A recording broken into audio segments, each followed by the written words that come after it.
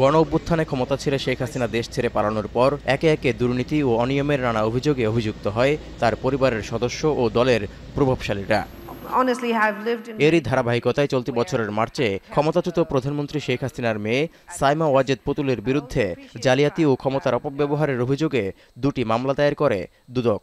এর প্রেক্ষিতে দেশের ভাবমূর্তি রক্ষায় বিশ্ব স্বাস্থ্য সংস্থার দক্ষিণ পূর্ব এশিয়া অঞ্চলের আঞ্চলিক পরিচালক পদ থেকে পুতুলকে অপসারণে সরকারের দুই মন্ত্রণালয়ে চিঠি দেয় দুদক। যদিও এর আগেই পুতুলকে অপসারণে বিশ্ব স্বাস্থ্য সংস্থাকে চিঠি দিয়েছিল সরকার।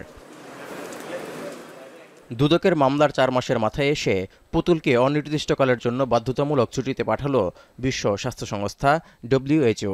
শুক্রবার থেকে এই সিদ্ধান্ত কার্যকর হয়েছে বলে নিশ্চিত করেছেন সংস্থাটির মহাপরিচালক টেড্রোস আধানম ঘেব্রেয়েসুস। তার অনুপস্থিতিতে দক্ষিণ পূর্ব এশিয়া অঞ্চলের আঞ্চলিক পরিচালক পদে ভারপ্রাপ্ত হিসেবে 15 জুলাই থেকে দায়িত্ব পালন করবেন সংস্থাটির সহকারী মহাপরিচালক ডাক্তার ক্যাথারিনা বুহমে। এক প্রতিবেদনে এমন তথ্য তুলে ধরেছে হেলথ পলিসি ওয়াচ। বিশ্ব স্বাস্থ্য সংস্থার দক্ষিণ পূর্ব এশিয়া অঞ্চলের আঞ্চলিক পরিচালক হিসেবে 2024 সালের জানুয়ারিতে দায়িত্ব নেয়ার পর থেকেই পুতুলের মনোনয়ন প্রক্রিয়া নিয়ে বিতর্ক ছিল। অভিযোগ রয়েছে তৎকালীন প্রধানমন্ত্রী ও তার মা শেখ হাসিনা প্রভাব খাটিয়ে তাকে ওই পদে বসিয়েছিলেন।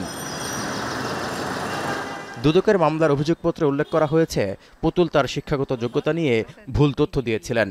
এছাড়াও সূচনা ফাউন্ডেশনের জন্য বিভিন্ন ব্যাংক থেকে প্রায় $2.8 মিলিয়ন সংগ্রহে ক্ষমতা এবং প্রভাবের অপব্যবহার করেছিলেন বলেও অভিযোগ দায়ের করা হয় পুতুলের বিরুদ্ধে।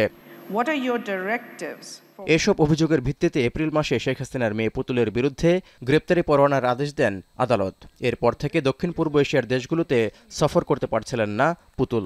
এর মধ্য দিয়ে বিশ্ব স্বাস্থ্য সংস্থার দক্ষিণ পূর্ব এশিয়ার আঞ্চলিক প্রধান হিসেবে কাজ চালিয়ে যেতে প্রতিবন্ধকতা শুরু হয়। এর প্রেক্ষিতেই অবশেষে তাকে অনির্দিষ্টকালের জন্য বাধ্যতামূলক ছুটি দেয়া হলো।